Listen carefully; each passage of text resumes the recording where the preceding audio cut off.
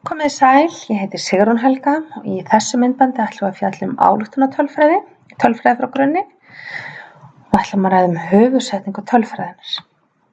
Höfuðsetning tölfræðinnar eiginlega alveg mögnuð setning sem gerir okkur kleift að framkvæma ályktunartölfræði raun og veru ótrúlega ólíkar breytur og fyrirbæri.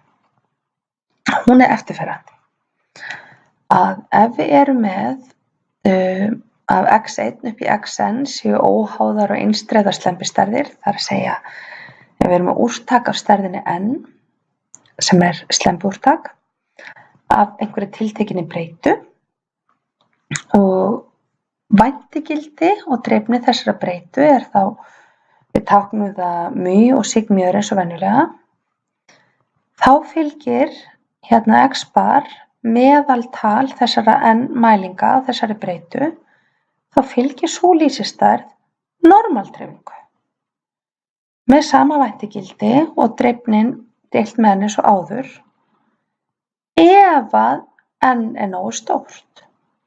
Það er að segja ef við erum með nægjanlega stórt úrtak þá skiptir engu máli hver líkindadreifing breytunnar sem við erum að nota Ef við erum með nógu stórt úrtak, þá mun meðaltalið sem við mælum fyrir breytuna fylgja normaldreifingu. Og þetta eiginlega alveg mögnuð setning, finnst mér allavega. Sjáum hérna dæmi. Hér erum við með einhverja breytu sem mjög hægriskætt. Hér líkindadreifing þessara breytu. Svo erum við hérna með líkindadreifingar meðaltals þessari breytu. Hér uppi til hægri erum við búin að taka 5 mælingar af þessari breytu og reikna meðaltalið af þeim. Og hér líkindadreifingin á meðaltalið sem við reiknum og sjáum þið að meðaltal af 5 mælingum ekki nærri eins hægriskætt eins og líkindadreifing upphaflegu breytunnar.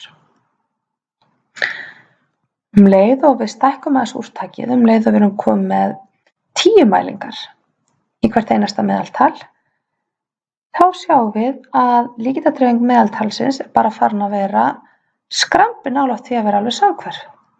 Og leið og við erum komið með 30 mælingar, þá erum bara komið mjög samhverfa og fallega dreifingu. Það er að segja að líkindadreifing meðaltalsins orðin normaldreifing.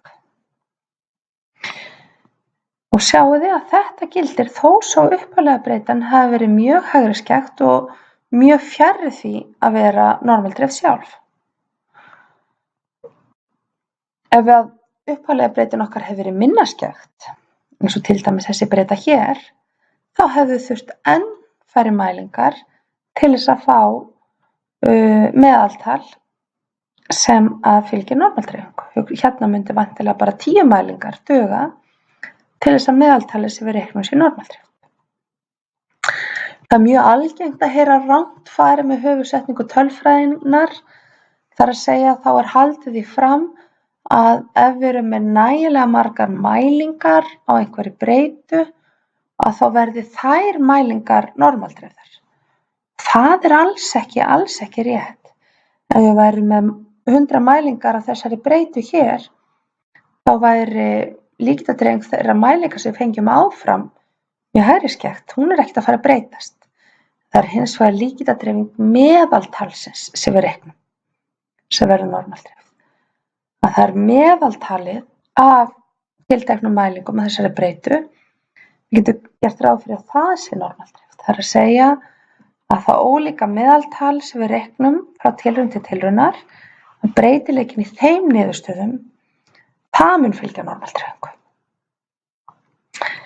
Næstu munum við fjalla metla og prófstærðir. Takk fyrir.